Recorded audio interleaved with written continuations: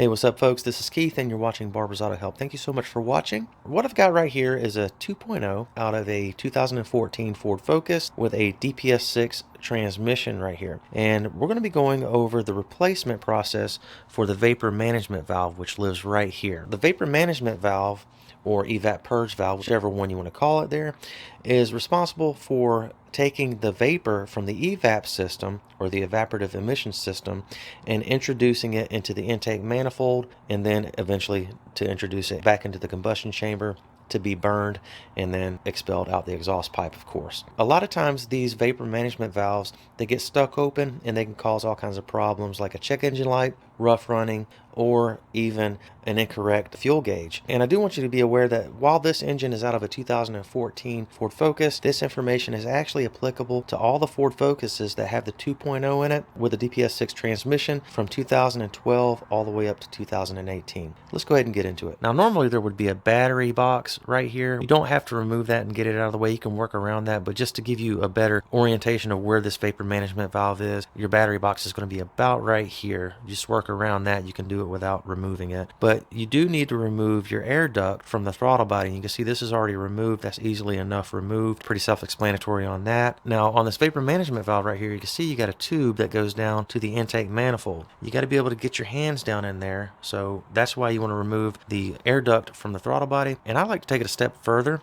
and disconnect the throttle body electrically, just to give you a little added room inside there. Now, you need to remove the lock or unlock the lock. Pull up on that red tang right there. Now, the wiring is connected to the throttle body with this little clip right here. You can just pull that right up, just like you saw me do right there. Now, push in on the lock tang on the connector of the throttle body while you pull back on the connector, and just remove that, kind of set that up out of the way, just like so. Now you should be able to get down to the pipe there, and you can see you got a little locking tang or a snap retainer right there that has to be released.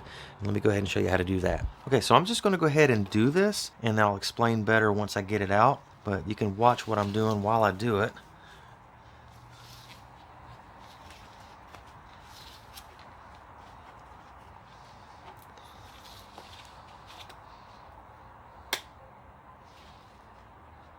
Then you push down on this, and then you pull while you're pushing down, and there you go, you have it released. Now, you'll notice that the vapor management valve has a tube that goes on the opposite side of it, back here towards where the firewall would be. You have another retainer exactly like this retainer. You're gonna have to disconnect that. All right, now I'm going to get it out all the way, and I'll explain what I did down there in just a minute. Let me just get it out. Next thing you want to do is disconnect the electrical connector. It's got a little lock tang on it. You press the locking tang like that, and then you pull the connector off. At this point right here, I just slide the little mounting rubber right off of that bracket and just reuse the old bracket. It's a piece of metal. It's not like it can go bad or anything, so I just reused that. So we're just going to slide this right off,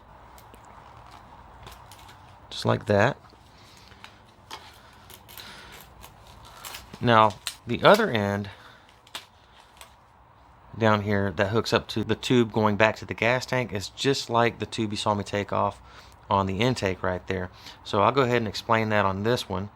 So what I was doing on the hose, or the pipe that was on the intake manifold, I was taking these little ears right here, and I was just pushing them down like that to release it. Once that's done, then you can push down on your lock and release it. So that's it in a nutshell. Now, the installation, of course, is the reverse procedure. Just stick it right back up in there like this. I go ahead and slide it up on my bracket first, just like that. Connect my electrical connector.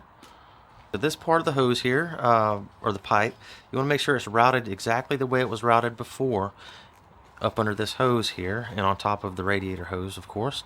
Let's go ahead and put your pipe back on the intake manifold nipple. Push it in until it clicks, just like that.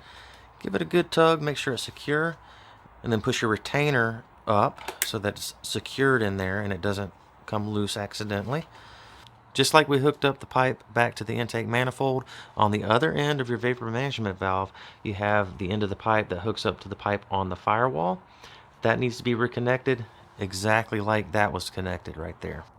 All right, go ahead and reconnect the electrical connector to the throttle body. Make sure it snaps. Lock it in, give it a tug, make sure it's secure, and put the clip back on the throttle body, on the harness there. And of course, at this point, what you want to do is just reverse procedure. Go ahead and put your air duct back on your throttle body, reconnect it to your air filter housing like it's supposed to. Be sure you got your breather tubes and everything that's supposed to hook up to that air inlet pipe correctly, and just back out of it. Now, if you got codes, which if you're watching this video, you probably got some codes, you'll need to erase those codes. So folks, thank you so much for watching. I sincerely hope this video was a help to you. If it was, please like the video. And if you're interested, please subscribe to my channel. Also, please read the entire description down below this video before you apply any of this knowledge. I may need to clarify some things, and that's where I do that. Also, please read the disclaimer at the very end of that. And thanks again. Have a good one, guys.